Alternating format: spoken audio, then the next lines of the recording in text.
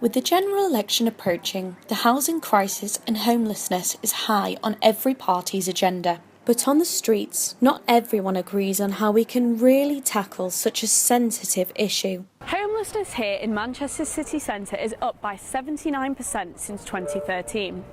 These people have been camping outside Central Library for 12 days now, as they're saying that austerity measures and cuts to the budget are causing people to be homeless. But what do charities and organisations in Manchester think we can do to really help these people? Here in Piccadilly Gardens, a volunteer group called Operation Safe Winter think making sure people don't go hungry or cold is most important. Volunteers like Tara believe treating the homeless with humanity is the best way to approach the issue.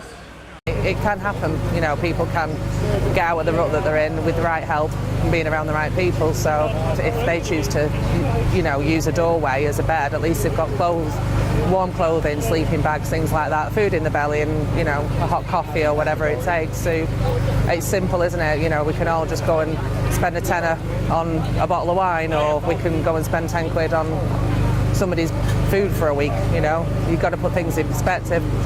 But despite all these handouts, people sleeping rough on Manchester streets is rising every weekend. Founder of charity Mancunian Way, Nick Buckley, believes that giving money or food to the homeless is only contributing to their addictions. These organised criminals who are benefiting from the individuals sat on the streets begging and good-hearted citizens handing over their cash. You're looking at supermarkets, you've just bought yourself a nice bottle of wine and a cheesecake, and you see somebody who you think's hungry and homeless, of course you're going to give.